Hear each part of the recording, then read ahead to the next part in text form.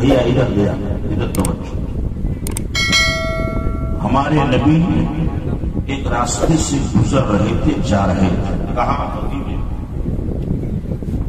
ایک جگہ پر پہنچے کہ وہاں 8-10 بچہ، چھوٹا چھوٹا بچہ سب آپس میں کھیل رہا تھا. اس میں سے ایک بچہ کو ہمارے نبی نے اٹھا کر اپنی گود میں لیا. حالانکہ 8-10 بچہ تھا، لیکن ہمارے نبی نے ایک ہی بچے کو گود میں اٹھایا. تو لوگوں نے پوچھا کہ یا رسول اللہ، اے اللہ کے رسول، یہاں تو 8-10 بچے ہیں، اس میں سے ایک بچہ آپ نے اپنی گود میں اٹھایا، تو اس بچے کے اندر کیا خاص بات تھی؟ تو میرے نبی نے فرمایا کہ ایک دن میں نے اپنی نظر سے دیکھا تھا کہ یہ بچہ جس کو میں نے گود میں لیا، میرے نواسا حسین اس کے پیر کے نیچے کی مٹی کو اٹھا کر اپنی آنکھ کا سرما بنا رہا تھا. تو اس بچے نے میرے نواسا حسین سے محبت کیا ہے، اس لیے مجھ کو اس بچے سے محبت ہو گئی. تو یہ محبت حسین میں آج کا یہ جلسہ، یہ پروگرام رکھا گیا ہے. اگر محبت سچی ہو تو یقین رکھیے کہ حسین سے محبت کرنے والوں سے اللہ کے رسول محبت فرماتے ہیں. درود شریف پڑھیے. اللہم صلی علی سیدنا مولانا محمد وبارک وسلم. صلاۃ و سلام علیک یا رسول اللہ، صلاۃ و سلام علیک یا حبیبی یا نبی اللہ صلی اللہ تعالی علیہ وسلم. حضرات محترم، کربلا کی داستان کہ میدان کربلا میں نبی کے گھر والوں نے نبی کے نواسا، نبی کا ناتی حضرت سیدنا امام حسین اسلام کو بچانے کے لیے، کیونکہ یزید اسلام کا قانون سے بدل رہا تھا، قرآن کا دستور آئین اس کو توڑ رہا تھا، تو قرآن کا آئین، قانون، دستور، ضابطہ کو بچانے کے لیے، اور جیسا میرے نبی نے قوم کو اسلام دیا تھا ویسا ہی قیامت تک اسلام کو باقی رکھنے کے لیے امام حسین نے اپنی جان کی قربانی کر دینا پسند کیا، لیکن اسلام کو برباد ہونا پسند نہیں کیا. اور یہ اسی قربانی کا صدقہ ہے کہ آج تک اسلام اپنی حالت پر باقی ہے.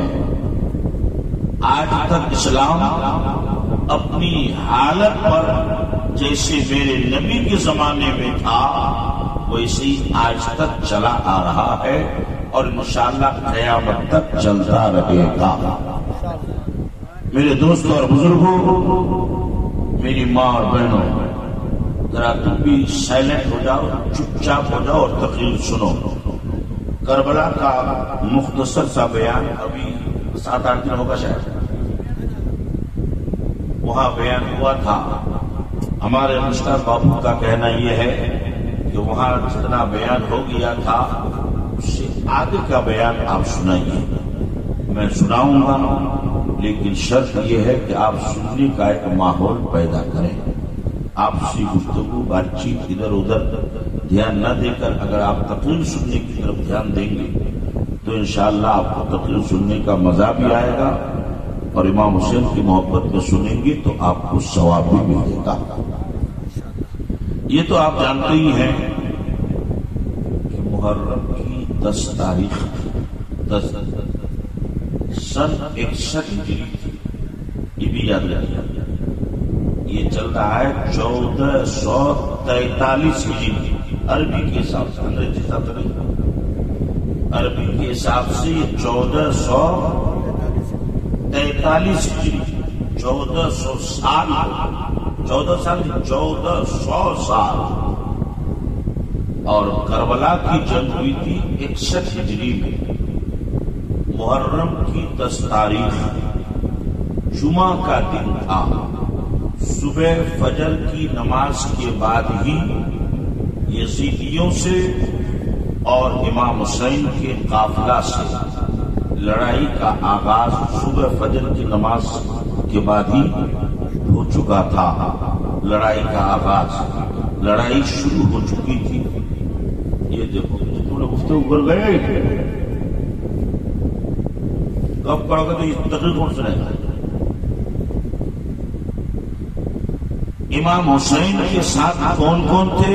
ان کے طرف ان کے بیٹے لوگ بھی تھے، ان کے سوتیلے بھائی لوگ بھی. اپنا بھائی ان کا پہلے انتقال ہو گیا تھا. سوتیلے بھائی لوگ تھے، کچھ چچیرے بھائی لوگ تھے، کچھ بھتیجا لوگ تھے، کچھ بھانجا لوگ، بھگینا جس کو ہم لوگ بولتے ہیں، اور کچھ مکہ مدینہ کفا کے حسین کچھ ماننے جانے والے لوگ تھے. کربلا کی جنگ شروع ہو چکی تھی. یزیدیوں کی طرف 22,000 کا لشکر تھا اور امام حسین کی طرف پورا 100 آدمی بھی نہیں تھا.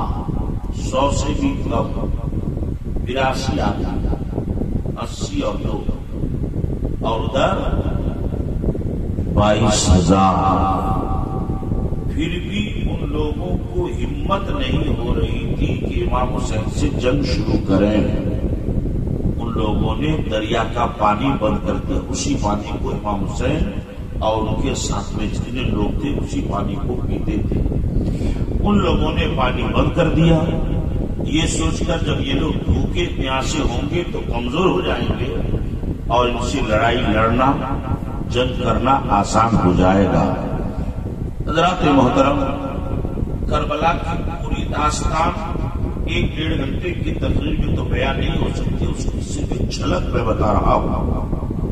اسی کربلا کے میدان جب لڑائی بالکل زور پر تھی، ایک بوڑھی عورت اپنا بیٹا اور اپنی بہو کو لے کر کربلا کے میدان میں آ گئی.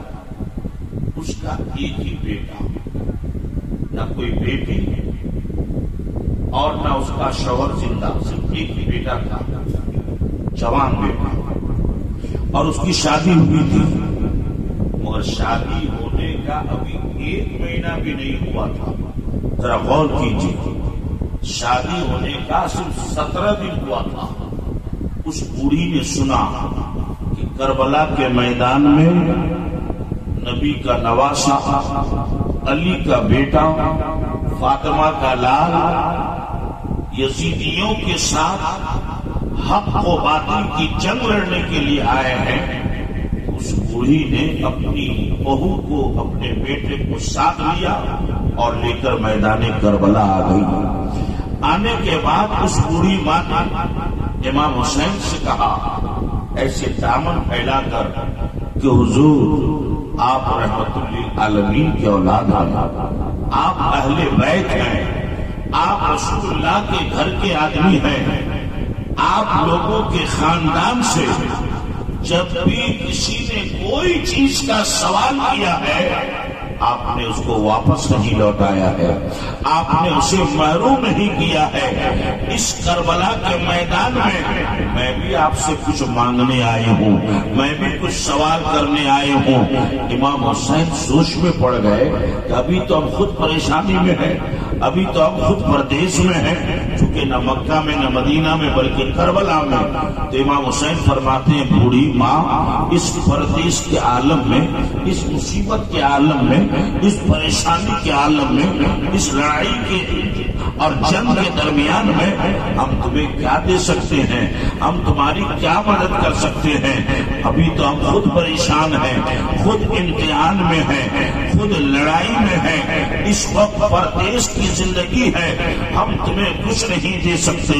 مگر وہ بوڑھی کہتی ہے، اے امام عالی مقام، اے نبی کے لاڈلے، اے نبی کے نواسے، آپ لوگوں سے جس نے بھی جو کچھ بھی جب بھی مانگا ہے آپ نے دیا ہے، کسی کو محروم نہیں کیا ہے، مجھے بھی بھیک دے دیجئے، مجھے بھی صدقہ دے دیجئے۔ حضرات ذرا غور فرمائیے، امام حسین پوچھتے ہیں، اے بوڑھی ماں کیا مانگنا چاہتی ہے؟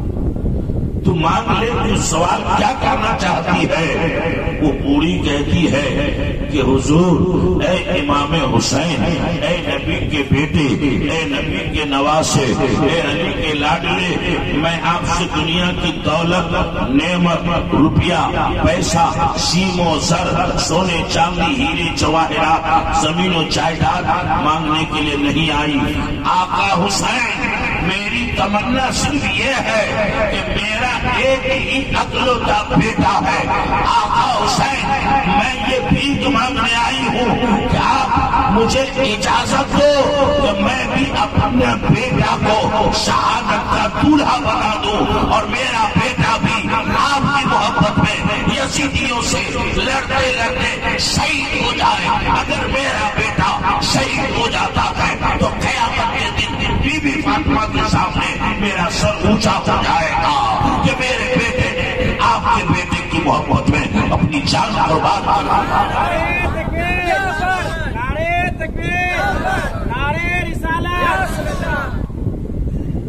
جب امام حسین نے سنا کہ یہ بوڑھی اپنے بیٹے کو شہید ہونے کے لیے مجھ سے اجازت مانگ رہی ہے، تو امام عالی مقام امام حسین نبی کا نواسا کی آنکھوں میں آنسو آ گئے اور کہنے لگے، بوڑھی ماں، تمہارا ایک ہی بیٹا ہے، نہ تیرا باپ ہے، نہ تیرا شوہر ہے، نہ تیرا بھائی ہے، نہ تیری کوئی بیٹی ہے، ایک ہی بیٹا ہے، وہ بھی شادی ہونے کا صرف 17 دن ہوا ہے، میں اس کو کیسے اجازت دے دوں شہید ہونے کے لیے؟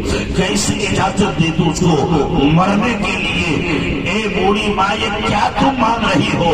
وہ بوڑھی ضد کرے، آقا مجھے گرم کر دو، اے میرے آقا حسین میری جھولی بھر دو، مجھے واپس نہ کرو، مجھے محروم نہ لوٹاؤ۔ اس بوڑھی کی تمنا دیکھ کر امام حسین مجبور ہو جاتے ہیں، فرماتے ہیں، بوڑھی ماں میں اجازت دیتا ہوں مگر ایک شرط کے ساتھ، کہ میں چیز سننے کی وہ سن۔ امام حسین نے کہا میں اجازت دیتا ہوں مگر ایک شرط کے ساتھ۔ بوڑھی کہنے لگی، حضور وہ کیا شرط؟ امام حسین کی محبت دیکھی، حالانکہ جب آدمی دیکھے ہماری پارٹی میں آدمی کم ہے، دوسری پارٹی میں زیادہ ہے، تو آدمی آئے تو فوراً اس کو لے لیتا ہے کہ چلو ایک لشکر، ایک سپاہی کا اضافہ ہو رہا ہے، ایک آدمی ہمارا بڑھ رہا ہے۔ مگر واہ امام حسین فرماتے ہیں، بوڑھی ماں میں اجازت دیتا ہوں اس شرط پر کہ پہلے یہ اپنی بیوی سے اجازت لے،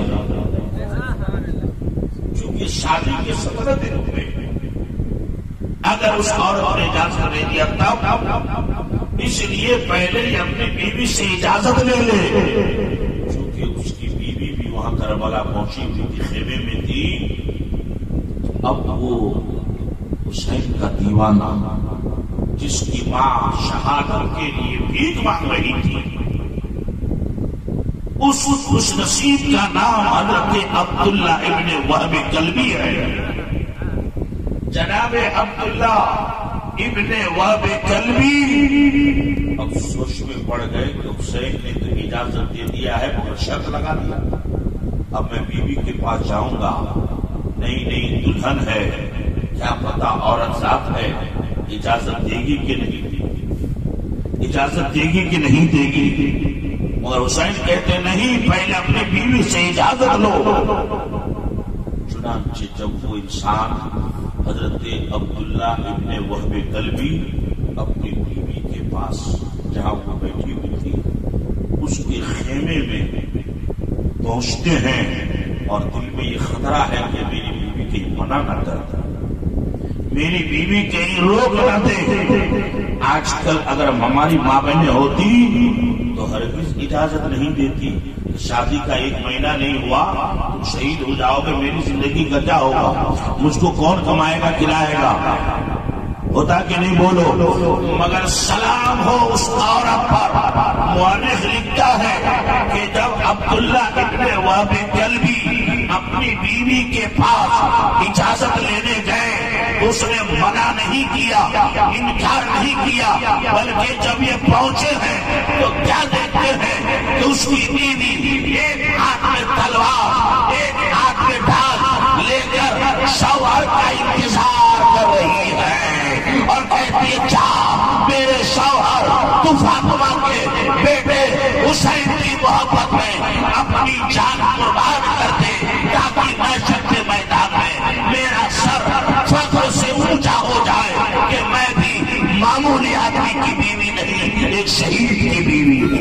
نعرہ تکبیر، نعرہ رسالت، فیضان امام حسین، فیضان شہید کربلا، مسلک اعلی حضرت علامہ مفتی محمد اشرف صاحب قبلہ۔ حضرات تھوڑی دیر اور توجہ فرمائیں، امام علی مقام ان کی ایک ساتھی صبح سے لے کر دوپہر تک ایک کر کے شہید ہوتے گئے۔ اب ان تمام شہادتوں کو میں آپ کے سامنے کیا پیش کروں، صرف ایک چھوٹی سی شہادت کہ جہاں کربلا میں جوان لوگ شہید ہوئے وہیں پر کربلا میں حسین کا ایک 6 مہینے کا بیٹا، امام حسین کا اپنا بیٹا جناب علی اصغر جس کی عمر صرف 6 مہینے کی تھی، دودھ پیتا ہوا بچہ، وہ بھی جب ماں کو 3 دن سے کھانا پانی دانا پانی کچھ نہیں ملا ہے، جو ماں کے بدن میں طاقت ہی نہیں ہے تو بچے کو دودھ کیسے پلائے گا، ماں کو خوراک نہیں ملی ہے تو اپنے بیٹے کو دودھ کیسے پلائے گا، جب ماں کا دودھ بند ہو گیا، پانی کا ایک قطرہ بھی نہیں حسین کے خیمے میں، 6 مہینے کا بچہ بھوک پیاس کی وجہ سے تڑپ رہا ہے، بلک رہا ہے، رو رہا ہے، اس بچے کا رونا تڑپنا بلکنا دیکھ کر امام حسین کی بہن حضرت زینب جو وہاں موجود تھی انہوں نے یہ کہا، اے میرے بھائی حسین، ہم اپنی بھوک پیاس کو برداشت کر لیں گے مگر یہ 6 مہینے کے بچے کو اس طرح تڑپتے بلکتے ہم دیکھ نہیں سکتے۔ حسین نے کہا بہن پھر کیا کریں، تو حسین کی بہن کہتی ہے کہ میرے بھائی حسین اس بچے کو ہاتھوں میں لے کر یزیدی لشکر کی طرف جاؤ، ہو سکتا ہے بچے کو دیکھ کر ان لوگوں کو رحم آ جائے۔ چنانچہ امام حسین رضی اللہ تعالیٰ عنہ نے اپنے 6 مہینے کے بیٹے کو اس طرح سے ہاتھ میں لیا اور لے کر یزیدی لشکر کی طرف گئے۔ 22,000 کا لشکر، اس میں جوان بوڑھا سب موجود تھا۔ جوانوں کو اگر رحم نہ آئے تو کم سے کم کسی بوڑھا آدمی کو تو رحم آنا چاہیے۔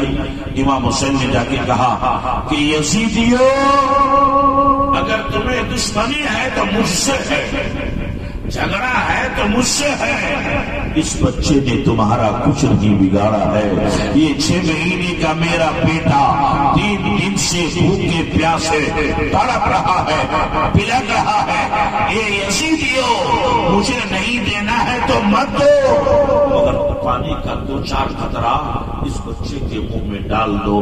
میں تم سے وعدہ کرتا ہوں اگر تم نے اس بچے کو پانی کا چند قطرہ آج دے دیا تو قیامت کے دن میں اپنے نانا محمد رسول اللہ کے مبارک ہاتھوں سے تمہیں کوثر کا جام پلا دیں گے. مگر حضرات محترم آپ ذرا غور کیجیے کہ ہم اور آپ جب سفر کرتے ہیں بس میں, ٹرین میں یا بچے کو لے جاتے ہاسپٹل میں, اگر بچہ زیادہ پریشان ہو تو مسلمان کوئی ہندو بھی ہو تو وہ بھی بچے کو دیکھ کر رحم کرنے لگتا ہے. بیٹھنے کی جگہ نہیں تو بیچارہ جگہ دے دیتا ہے. مگر وہ یزیدی اپنے کو مسلمان کہلانے والا, کلمہ پڑھنے والا, نبی کی امتی ہونے کا دعویٰ کرنے والا, وہ کیسا مسلمان تھا کہ حسین اپنے بچے کو اس طرح لے کر پانی مانگ رہے ہیں. ادھر 22,000 میں سے کسی ایک نے بھی پانی کا ایک قطرہ نہیں دیا, بلکہ ایک یزیدی جہنمی کتے نے جس کا نام ہرملا ابن کاہل ہے, اس نے پانی کے بجائے ایک تیر نشانہ لگا کر حسین کی طرف پھینکا اور وہ تیر سنسناتے ہوئے آیا اس بچے کی گلا میں آ کر گھس گیا. تیر ادھر سے آیا بچے کے گلے میں گھس گیا, ادھر سے سوراخ کر کے ادھر نکل گیا اور امام حسین کے ہاتھ میں تیر جا کر گھس گیا. امام حسین نے جب دیکھا کہ ان دشمنوں نے, ان ظالموں نے, ان یزیدیوں نے میرے بچے کو پانی کے بجائے اس نے تیر پھینکا ہے, حسین نے اپنے بیٹے کی گلا سے تیر کو کھینچ کر کے نکالا, سوراخ ہو گیا, خون نکلنا شروع ہوا. چھوٹا سا بچہ, ننھی سی جان, باپ کے ہی ہاتھوں میں بچے نے ایک ہچکی لیا اور وہی بچے کی روح نکل گئی. بچے نے دم توڑ دیا, بچے کی شہادت ہو گئی. انا للہ و انا الیہ راجعون. حضرات محترم ذرا سوچیے کہ اگر باپ کے ہاتھ میں 6 مہینے کا بیٹا مر جائے, دم توڑ دے, شہید ہو جائے, اس وقت باپ کا دل پہ کیا اترے گا؟ اس وقت امام حسین کے دل پر کیا گزرا ہوگا؟ لیکن مورخ بتاتا ہے کہ اس وقت بھی امام حسین نے کوئی شکایت کا لفظ اپنی زبان پر نہیں لایا, کوئی خراب بات اپنی زبان پر نہیں لایا, کوئی برا جملہ اپنی زبان پر سے نہیں نکالا, بلکہ حسین نے اس وقت ایک جملہ کہا تھا اور وہ یہ کہ اس وقت حسین نے آسمان کی طرف دیکھ کر اپنے بچے کی لاش کو ہاتھ میں اٹھا کر صرف اتنا کہا تھا, اے میرے پروردگار, اے میرے خدا, اے میرے معبود, یہ تو ایک علی اصغر ہے. اگر تیرے اسلام کو بچانے کے لیے, تیرے قرآن کو بچانے کے لیے, تیرے نبی کی شریعت کو بچانے کے لیے ضرورت پڑ جائے تو حسین سینکڑوں علی اصغر کو کٹوا سکتا ہے, مگر اسلام کو مٹنے نہیں دے گا, قرآن کو مٹنے نہیں دے گا, نبی کی شریعت کو ختم ہونے نہیں دے گا. کیا بات ہے, حق ہے, حق ہے. سبحان اللہ, سبحان اللہ. بہت بہت حضرات محترم, کربلا کے میدان میں مستان صاحب صبح سے لے کر دوپہر جمعہ کے ٹائم تک ایک ایک کر کے حسین کے تمام بچے, بھائی, بھانجے, ساتھی سب کے سب شہید ہو گئے. جو چھوٹے چھوٹے بچے بچے تھے, حسین کا ایک بیٹا جو بیمار تھا, بخار ہو گیا تھا, صرف وہ بچے. ان یزیدیوں نے, ان ظالموں نے 72 آدمیوں کو شہید کر دیا. امام حسین سمیت کتنے لوگ شہید ہوئے تھے؟ 72 آدمی. شہید کرنے کے بعد ظالموں نے کیا ظلم کیا کہ سروں کو کاٹ کر کے وہ لوگ الگ کر لیا اور اس کو نیزہ میں ایسے کاٹ کر کے اس طرح کا جھنڈا بنا دیا. شہیدوں کے سروں کو, امام حسین کے بیٹوں سروں کے ساتھ تو یہ ظلم کیا کہ جھنڈا بنایا, اور ادھر جو شہیدوں کا جسم تھا وہ بھی زخموں سے چور چور. حضرت عباس کا ہاتھ کٹ گیا تھا دونوں. امام حسین کے بدن پر 72 زخم لگا تھا تلوار اور تیروں. اتنے زخم والے جسم کو بھی ان لوگوں نے نہیں چھوڑا. ان یزیدیوں نے ظلم کی انتہا کر دی کہ تمام شہیدوں کی لاشوں کو اکٹھا کر کے اس کے اوپر گھوڑوں کو ادھر سے ادھر ادھر سے ادھر دوڑایا. گھوڑوں کو اتنا دوڑایا کہ شہیدوں کی لاشوں کا ٹکڑا ٹکڑا کر دیا ان ظالموں نے. اب خیموں میں حسین کی بیٹی، حسین کی بیوی، حسین کی بہن، یعنی نبی کے گھر کی عورتیں، شہزادیاں جو خیموں میں تھیں، ان کے ساتھ بھی ان یزیدیوں نے ظلم کیا کہ ان کے پاس ہاتھ میں، گلے میں، ناک میں، پیروں میں جتنا سونا چاندی کا زیور تھا ان دشمنوں نے سارا زیور چھین لیا. حسین کی 7 سال کی بیٹی حضرت سکینہ، حسین کی بیٹی صرف 7 سال کی بچی، وہ کہتی ہے کہ دشمنوں نے میرے کان سے جھمکا کو اس زور سے کھینچا کہ میرے کان خون سے لت پت ہو گیا. اتنا ظلم کرنے کے بعد اہل بیت کی عورتوں کا جو خیمہ تھا، جو تمبو لگا کے تھے، ان خیموں میں ظالموں نے آگ لگا دی. یعنی مردوں کو شہید کر دیا، عورتوں کے زیور وغیرہ کو چھین اور خیموں میں آگ لگا دی. اسی طرح سے ہوتے ہوتے شام ہو گئی. کتابوں میں یہ بھی لکھا ہے کہ جس وقت امام حسین شہید ہو گئے، شرم کے مارے سورج نے اپنا منہ چھپا لیا. پوری دنیا میں اندھیرا چھا گیا. بعض کتابوں میں یہ لکھا ہے کہ اس وقت آسمان سے خون کی بارش ہوئی، ایسا خون کہ جس آدمی کے کپڑے میں وہ خون گرا تھا، وہ کپڑا دھوتے دھوتے تار تار ہو گیا اور خون کا دھبا کبھی ختم نہیں ہوا. کتابوں میں لکھا ہے کہ آسمان پورا لال ہو گیا. امام حسین کی شہادت کئی دن تک وہ آسمان لال ہی رہا. آہستہ آہستہ وہ لال پن اس کا ختم ہوا، مگر کربلا کی جنگ کو یاد رکھنے کے لیے سورج ڈوبنے کے بعد جو آسمان لال ہوتا ہے، یہ کربلا کی نشانی قیامت تک کے لیے باقی رکھ دیا گیا. القصہ مختصر، رات ہو گئی، اگر یزیدی لشکر تو جوش میں کوئی ڈھول بجا رہا ہے، کوئی شراب پی رہا ہے، کوئی ناچ رہا ہے کہ ہم لوگ جیت گئے، ہم لوگوں نے حسین کو مار دیا، حسین کے خاندان کو مار دیا. وہ لوگ اپنا جشن منا رہا ہے، خوشی منا رہا ہے. اور ادھر حسین کے جو بچے ہوئے گھر کی عورتیں تھیں، حسین کی بہن وغیرہ، یہ سب ماتم کر رہی ہیں، افسوس کر رہی ہیں. اور افسوس کیوں نہ کرے، آج کسی گھر میں وہ مائک والا کر دیا اور آواز چلا آواز کلیئر ہونا چاہیے. چل کی آواز، آپ لوگوں کو آواز صاف سنائی پڑے. آپ ٹھیک ہے، آواز صاف کی، آواز کلیئر آ رہی ہے نا، ہے نا؟ ہلو، ہاں، اور تھوڑا سا ٹھیک ہو، اب صحیح ہے.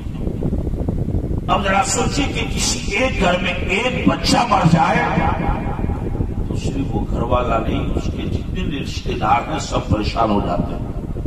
ہوتے ہیں کہ نہیں بولیے؟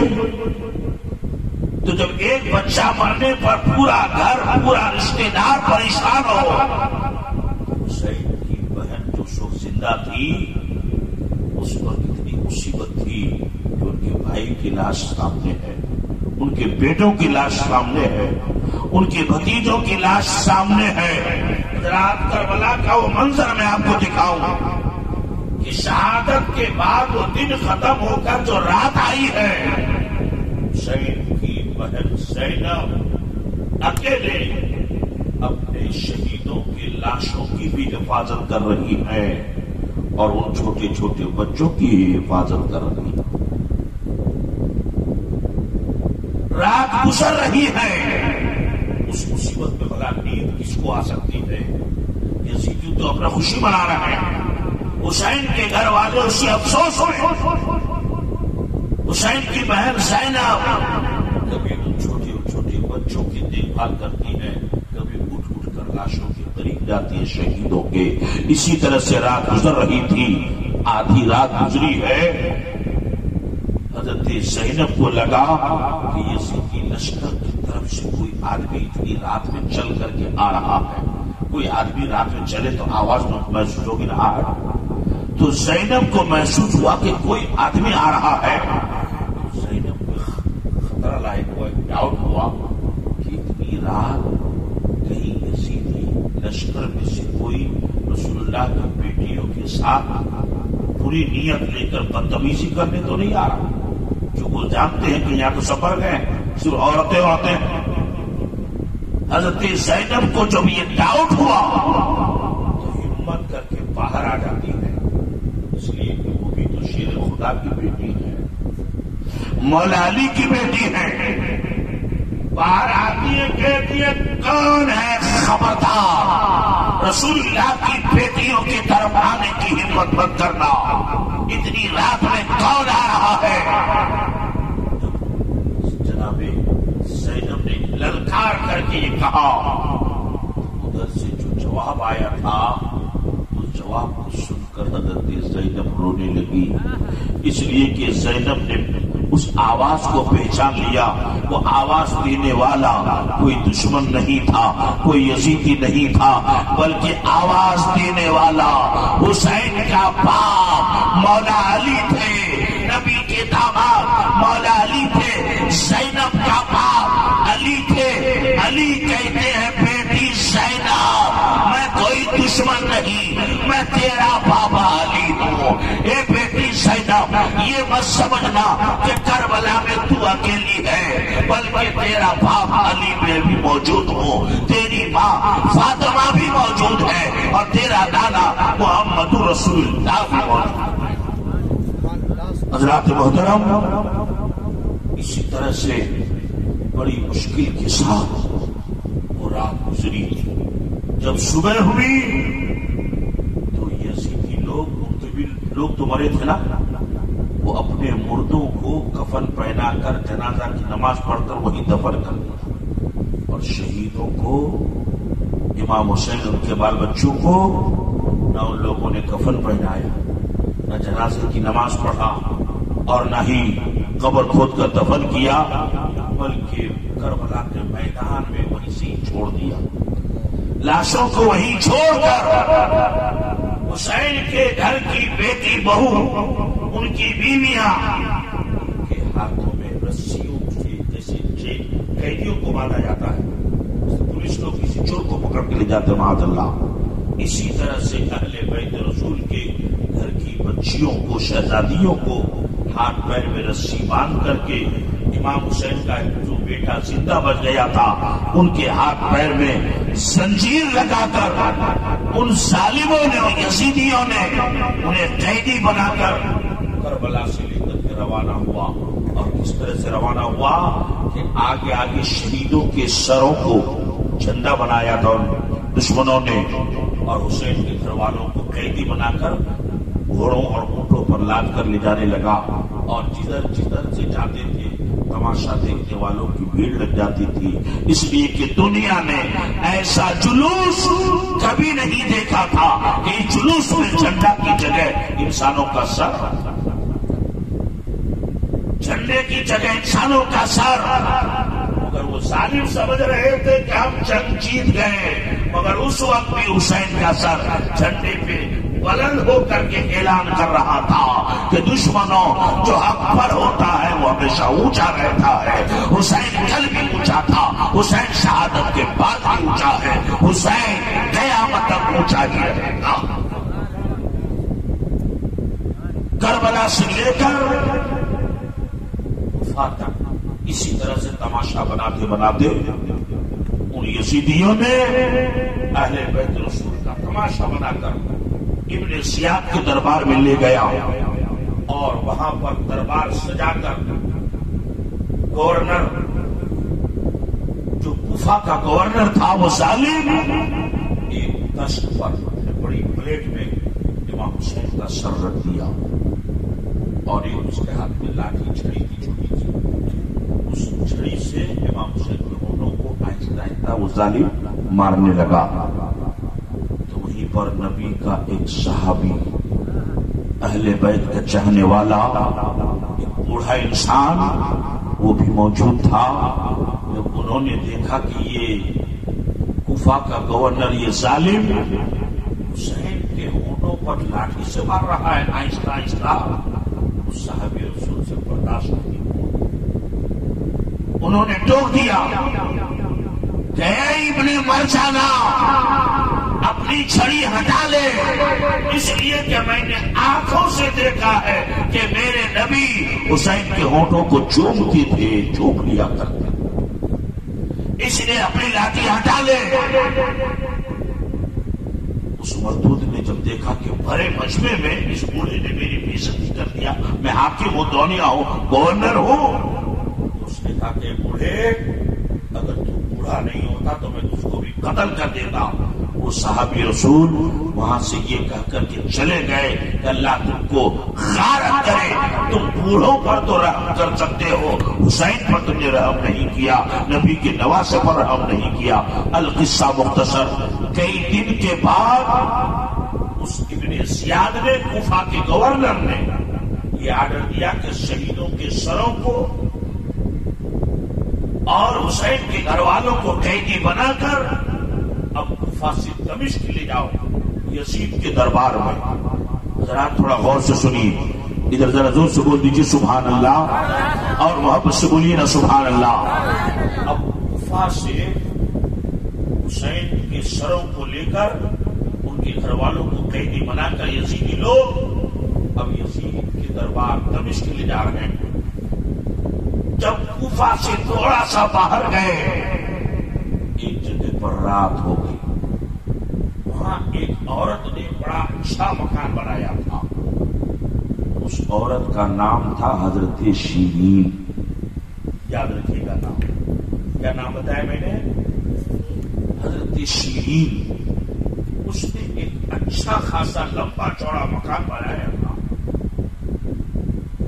انہوں نے لمبا چوڑا مکان کیوں بنایا تھا پہلے یہ سنیے کہ یہ شیرین کسی زمانے میں مدینے میں امام حسین کے گھر میں خدمت کرتی تھی، امام حسین کی نوکرانی تھی، کنیز تھی، لونڈی تھی۔ حسین نے ان کو آزاد کر دیا تھا کہ جاؤ، تم اب بوڑھی ہو گئی، اب تو اپنے دیش چلے جاؤ۔ تو اسی وقت شیرین نے کہا تھا کہ حضور، اے آقا حسین، آپ مجھ کو اپنا گھر جانے بول رہے ہیں تو میں گھر جاؤں گی، مگر میری ایک شرط۔ امام حسین نے فرمایا شیرین تیری کیا شرط؟ شرط یہ ہے کہ میں تو اپنے گھر چلی جاؤں گی، لیکن زندگی میں کم سے کم ایک بار آپ کو میرے گھر مہمان بن کر آنا پڑے گا۔ اگر آپ یہ وعدہ کریں تو میں اپنے گھر چلی جاتی ہوں، اپنا وطن چلی جاتی ہوں۔ امام حسین نے فرمایا کہ شیرین تم سے وعدہ کرتے، سنیے گا غور سے، ہم تم سے وعدہ کرتے ہیں کہ ہم تمہارے گھر جائیں گے، لیکن اکیلے نہیں جائیں گے، اپنے گھر والوں کو، بال بچوں کو ساتھ میں لے کر جائیں گے۔ سبحان اللہ، سبحان اللہ، بہت واہ واہ۔ شیرین بہت خوش ہو گئی کہ صرف حسین نہیں آئیں گے، اپنے بال بچوں کو لے کر آئیں گے۔ شیرین بہت خوش ہے، اور شیرین کو کیا پتا کہ ہونے والا کیا ہے۔ اسی وقت امام حسین نے ایک جملہ کہا تھا، نہیں بیٹھے بیٹھے، حسین نے ایک جملہ کہا، ذرا توجہ سے سنیے۔ حسین نے کہا تھا شیرین ہم وعدہ کر لیں، اور نبی کا بیٹا جب وعدہ کرتا ہے تو اس کو پورا کرتا ہے۔ ہم نے وعدہ کر لیا ہم تمہارے گھر جائیں گے، وہ بھی بال بچوں کے ساتھ جائیں گے، لیکن شیرین کہیں ایسا نہ ہو کہ ہم تمہارے گھر مہمان بن کے جائیں اور تم ان کو پہچان نہ سکو۔ شیرین کہتی ہے حضور کیسی بات کرتے ہیں آپ جیسا مہمان ہمارے گھر جائے اور ہم پہچان نہ پائیں، یہ کیسے ہو سکتا ہے؟ امام حسین نے آ کر کچھ نہیں فرمایا، چپ ہو گئے۔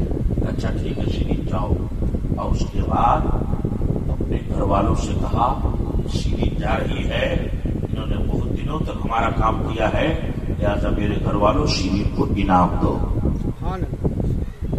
شیرین کو انعام دو۔ گھر کے لوگوں نے جس سے جو کچھ ہوا انعام دیا، لیکن ہر آدمی نے انعام کے ساتھ ساتھ اسے ایک ایک چادر بھی دی۔ چادروں کا ڈھیر ہو گیا تو شیرین نے کہا حضور اتنی چادریں میں کیا کروں گی؟ امام حسین نے اسی کو کہا تھا شیرین لے جاؤ، ہو سکتا ہے یہ چادریں کام میں آ گئی۔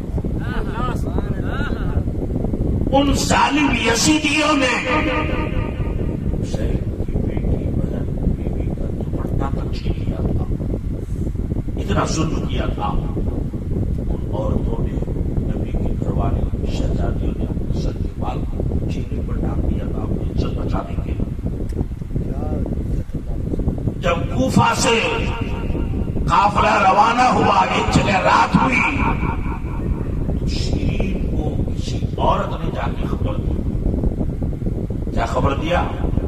کہ ابن زیاد کا لشکر آیا ہے، وہ لوگ کہیں پر جائیں گے، رات ہو گئی ہے، تمہارے گھر بڑا ہے، اچھا گھر ہے، تمہارے یہاں وہ لوگ ایک رات رکنا چاہتے ہیں۔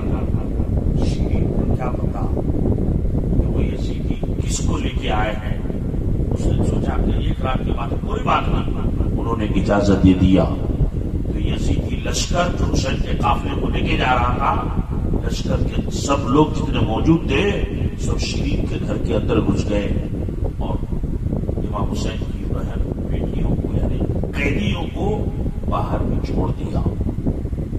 سب لوگ اپنے اپنے کمرے میں جا کے آرام کرنے لگے۔ شیرین نے دیکھا کچھ لوگ تو آ گئے ہیں اور کچھ لوگ باہر ہیں۔ شیرین خود گئی، تم لوگ بھی اندر چلو۔ جب قیدی لوگ آئے تو دیکھا روم تو پہلے ہو گیا، اسے برانڈے میں تھوڑی سی جگہ تھی۔ امام حسین کی بہن بیٹی بیوی بیمار سے العابدین ایک ہی جگہ سب بیٹھ گئے، ہاتھوں میں رسی بندھی ہوئی ہے۔ شیرین پہچان نہیں سکی کہ یہ لوگ کون ہیں، چونکہ ان عورتوں نے اپنے بالوں کو چہرے پر ڈھانپ لیا تھا، پہچان نہیں سکی۔ جب سب لوگ ایک ہی جگہ بیٹھ گئے تو شیرین کو سمجھ میں آیا کہ ان لوگوں پر ظلم بہت ہوا، اس لیے سب لوگ ایک ہی جگہ بیٹھ گئے اور ہاتھوں میں رسی بندھی ہوئی ہے۔ شیرین نے ان یزیدی کتوں کو پہلے کھانا کھلایا، یزیدی لشکر کو، اس کے بعد کہا کہ اب ہم قیدیوں کو بھی کھانا کھلائیں گے چونکہ ہمارے گھر پہ آئے ہیں۔ قیدیوں کو یعنی حسین کی بہن بیٹی کو کھانا کھلانے کے لیے شیرین آتی ہے تو کہتی بیویوں ذرا اپنے ہاتھ کی رسیوں کو کھول دو اور جو تھوڑا بہت میں کھانا کھلا رہی تم لوگ کھانا کھا لو۔ امام حسین کی بہن زینب چونکہ اس نے شیرین کو پہچان لیا تھا، شیرین ہے، لیکن شیرین نے زینب کو پہچانا نہیں چونکہ زینب کے سر میں بال تھا۔